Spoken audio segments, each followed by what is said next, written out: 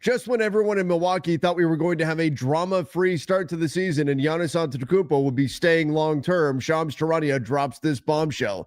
Giannis Antetokounmpo would like to be a Knick, and the two sides have had trade conversations over the summer. I'm Trevor Lane. This is the Basketball Bulletin. Let's get into what a Giannis to the Knicks trade could look like, as well as all of the details provided by Shams. Make sure you guys do subscribe right here to the channel. Let's go through this together real quick, and we'll take a look at what the trade front could look like. So Shams Charania in the middle of the night dropping this story that the New York Knicks were the one team that Giannis Antetokounmpo wanted to play for outside of Milwaukee. So the Bucks picked up the Knicks' call on Antetokounmpo, and the two sides engaged in conversations for a window of time in August, but they never got traction on getting a deal done. Now, this is critical because what we often see happen in the NBA is the trade talks will start, and even if they aren't finalized in one offseason or at one trade deadline, they often will carry over into the next trade period. So we'll see trade talks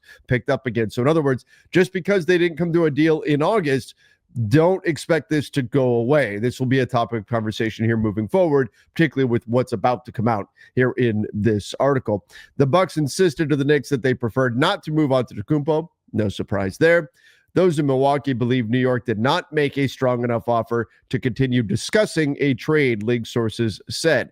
Okay, now some of that will have to do with who the Knicks actually could trade at the time of these conversations. And again, we'll get into that in just a moment. Unclear how the Bucks would have responded to an all-out chase by the Knicks. The multi-week process was described by one source with direct knowledge as an exclusive negotiating window. Where have we heard that before?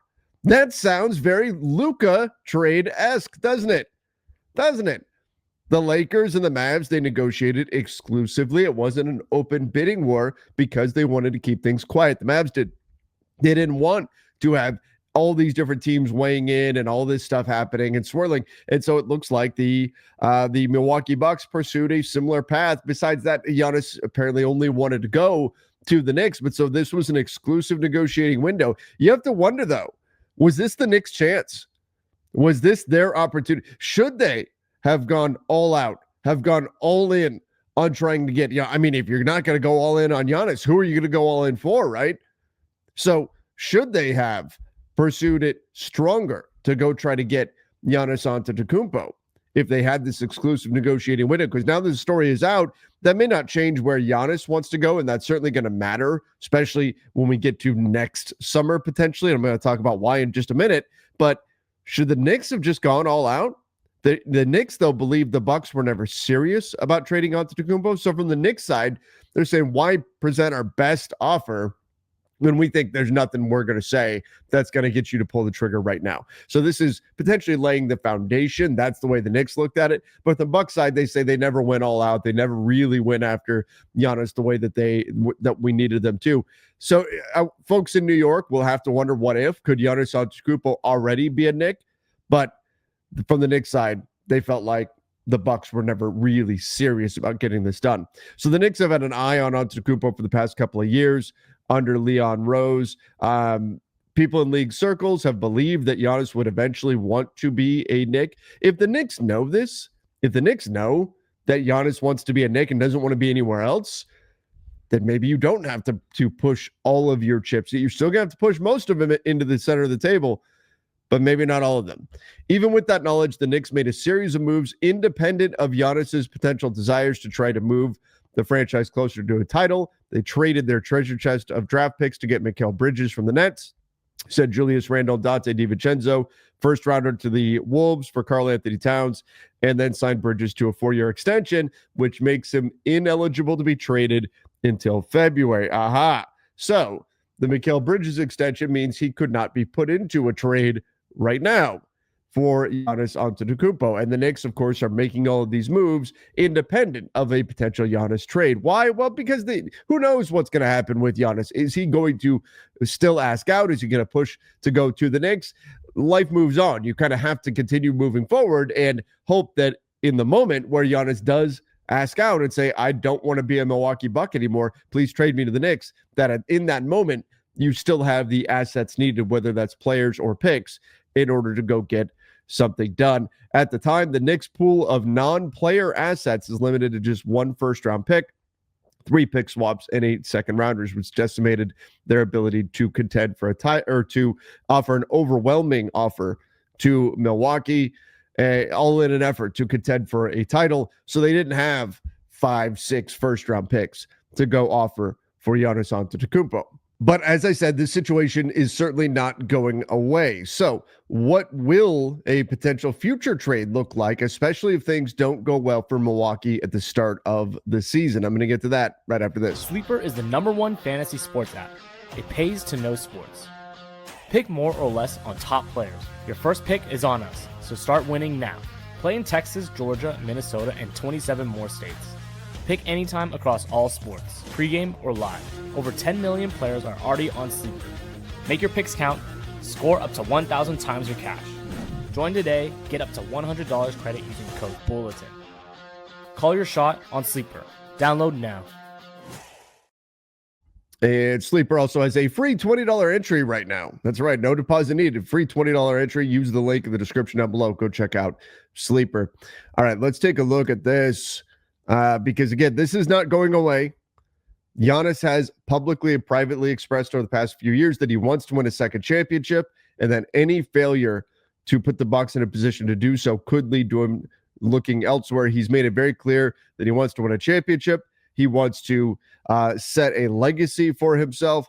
And then we had on Bucks Media Day, managing governor Wes Edens said he had a conversation in June with Giannis when the Bucks star expressed his commitment to Milwaukee, and Giannis then said, I can't recall that meeting. We talked all about that in the moment. It's clear there is some friction with the Milwaukee Bucks and Giannis Antetokounmpo, and it all comes down to Giannis wants to win, period. He wants to win another medal. He wants to, for Greece, he wants to win an NBA championship. He said, I don't play to be around and get paid. Okay, so knowing that Giannis is wanting to win and is skeptical of the Bucks' ability to win right now, he did not request a trade formally over the summer. He did make it clear he wanted to be a Knick if there were going to be trades, and the Bucks had trade talks with the Knicks about Giannis Antetokounmpo. But Giannis did not push.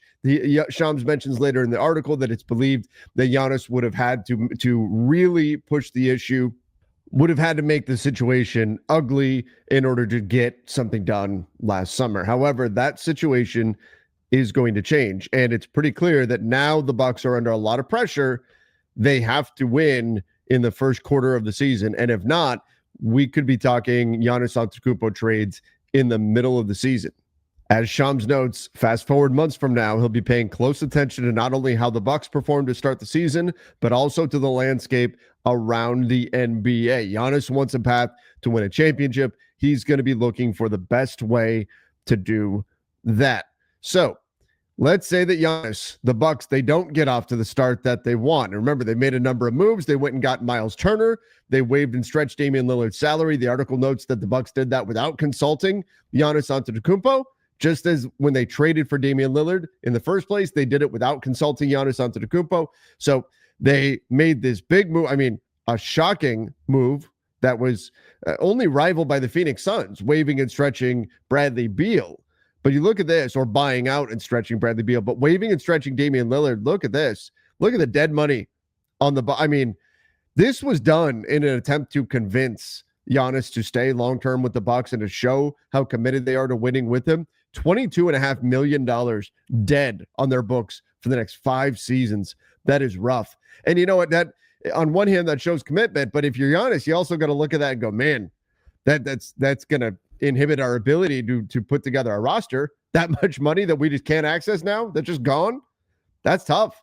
That's tough. But they use that flexibility to go get Miles Turner, steal him away from the Pacers, and try to show Giannis Antetokounmpo, hey, we want to win right now. But let's say things don't go swimmingly with the Bucks this season. What can happen? Well, look at Giannis's contract. This is why it's so critical and why the Knicks, and I'll tell you what, everybody else around the NBA, they're going to be keeping a real close eye on this. Giannis may want to be a Knick, but everybody's going to be watching this, because if they don't get off to a good start, if the Bucks get off to a slow start and Giannis starts talking about wanting out if Giannis makes it clear he doesn't feel like he can win this year in his age 31 season with the Bucks, we're talking Giannis trades, potentially up until the trade deadline. And where he gets more leverage is because of this 2027, 2028 player option. That would mean that not this coming season, but next season, Giannis Antetokounmpo would then be looking towards free agency that next summer. And so if Giannis wants out, that would give him a measure of control in where he goes. Similar situation we saw to Kevin Durant. We've seen it happen over the years. The way superstars have used this exact scenario is they've been able to scare away any teams that they don't want to go to by simply saying, hey, you could trade for me right now, but I will leave in free agency that next summer. So, for example, in next summer, 2026, let's say it's June, right around draft time, and I don't know, pick a random team, let's call it the Orlando Magic, want to trade for Giannis Antetokounmpo, and they are willing to go all in, and they're going to give up Paulo and Franz Wagner and everything that's not nailed down. They're going to give to the Bucks for Giannis Antetokounmpo. And Giannis can tell Orlando, that's fine, I'm under contract, but I don't want to stay. I don't like Disney World. I'm going to leave next summer. I will leave as a free agent in 2027. Orlando would then pull back a bunch of their assets because they say, well, we're not trading all this stuff to get 1 year of Giannis Antetokounmpo. And by that way, Giannis can scare away any teams that he doesn't want to go to by simply promising to leave the next summer, and he would effectively be a rental. He will have some measure of control in that regard this season as well. If we're going up until the trade deadline, he could also make it clear summer of 2027, I'm out to any teams that he does not want to go to. And again, right now it's looking like he wants to be a Knick, but clearly his goal is to win a championship. And so how the Knicks season starts will also matter in all of this. Do the Knicks look like a championship contender? Do the Bucks look like a championship contender? That matters. Is there somebody else that makes a lot of sense? Now, what can the Knicks do in order to get Giannis this season? Let's say Giannis still wants to be a New York Knick. Well, Mikal Bridges, that trade restriction lifts on February 1st. The NBA's trade deadline is February 5th. So Mikal Bridges will be trade eligible for about 4 days this season, 5 days really this season. That could be right there the window for the Knicks to get a deal done. Why? Because then you would have that $25 million salary for Mikal Bridges to put into a trade, and you'd have to imagine he's an attractive trade piece, whether that's to the Bucks or somewhere else around the NBA. Teams are always looking for players of Bridges' skill set. Even if the Bucks say, if we're trading Giannis, this is going to be a full teardown, we're going to go full rebuild, we only want young players. And who knows, maybe the Bucks would say we want to continue to try to win, given that we've got all this dead money on our books. So give us players that can compete right now. It would depend on what the future vision of the Bucks would be. But even if the Bucks said all we want is young players and draft capital, Bridges could be flipped by the Knicks into those things, then have those things wind up going to the Bucks. Even if the Bucks were to say 29-year-old Bridges, we'd rather future capital. That's fine. Not saying they for sure would, but I think there's a lot of flexibility there in terms of the Knicks. Could they send Bridges directly to the Bucks? Sure. They could also, I think, get assets for Bridges to give to the Bucks. So that $25 million, that matters a lot, because otherwise, are the Knicks touching Jalen Brunson to send him? No. I would imagine they probably tried to keep OG Anunoby. Maybe they shouldn't have, but we're probably looking at a deal around one of Towns or Anunoby.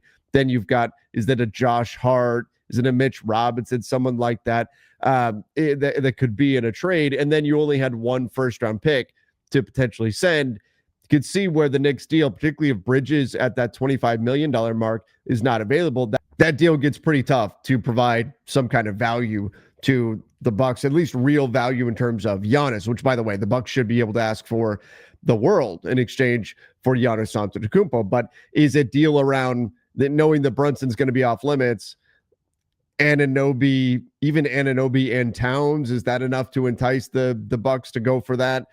Maybe not. Is it Anunoby and say Josh Hart? Is that enough? Probably, again, based on the wording that the Knicks didn't go all in, my guess is it would be something like that, Anunoby and Josh Hart or Karl Towns. And And then Deuce McBride gets thrown in or something like that. I think there were rumblings earlier in the summer that the Knicks could build something around Towns going after Giannis, and that does make some sense. But again, is that all that exciting? Makes sense from the Knicks side because then you just slot Mitch Robinson in as your starting center and off you go. But does that make all that much sense for the Bucks?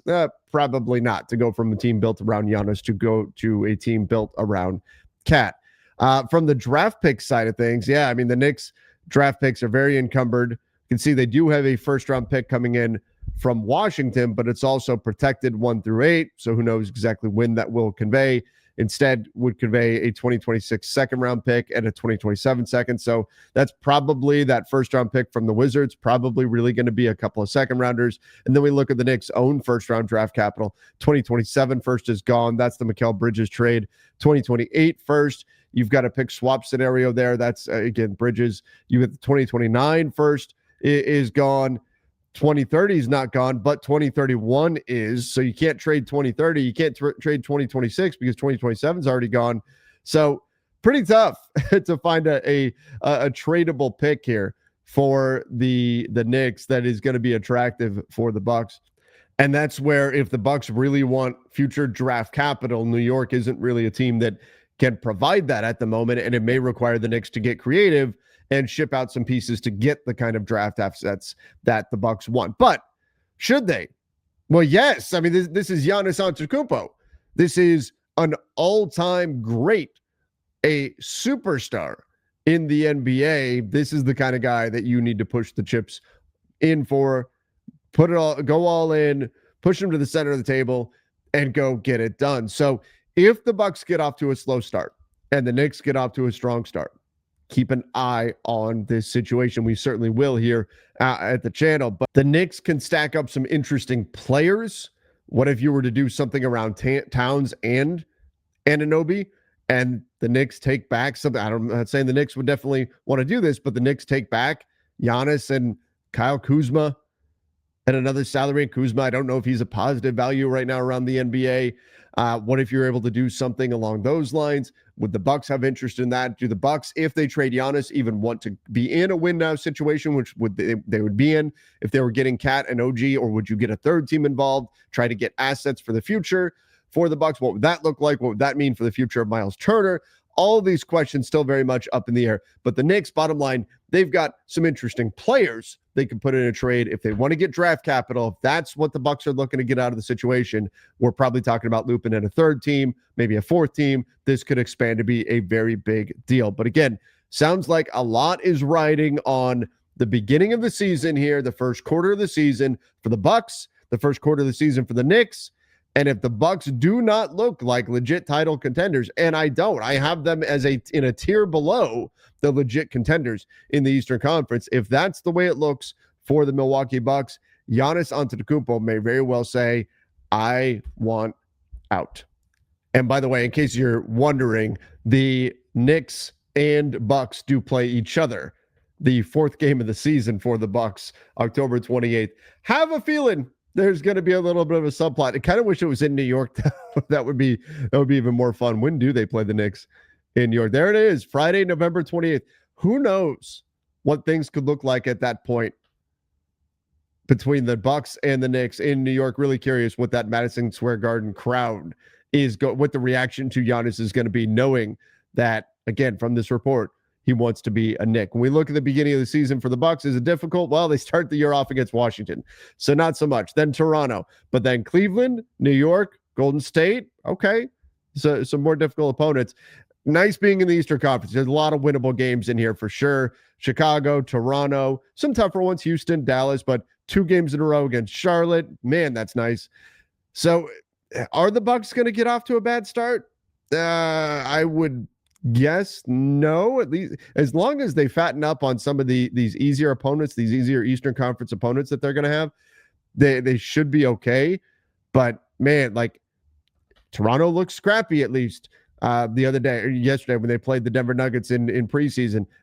What if you accidentally go and drop that game? What if they drop the game to the Kings? I mean, the Kings can get hot at any given moment. If they lose with Miles Turner, if they lose to Indiana, that would, all of these things could put them on a trajectory for Giannis to just say, yeah, This isn't it. And in order to win a championship, I got to go somewhere else. All right, everybody, give me your thoughts in the comments down below. What are your thoughts on this situation? Will Giannis Antetokounmpo wind up being a New York Knick? Personally, I think yes. Maybe not a Knick. Maybe another team gets in the mix here. But Giannis is hellbent on winning right now. And I just don't think this Bucks roster is good enough to do it. Not at the level Giannis wants. I think they're good. Are they good enough? I don't think so. That's my opinion. Bucks fans, I'm sorry. I hope he stays long term. I hope he spends his entire career with the Bucks because it just doesn't happen enough these days. That's my hope, is that he stays and plays his entire career there. But if his goal is to win a championship, I don't think the place that he's going to do that is Milwaukee. Give me your thoughts. Do you agree? Disagree? Let me know in the comments down below. Till next time, everybody. See ya and stay safe.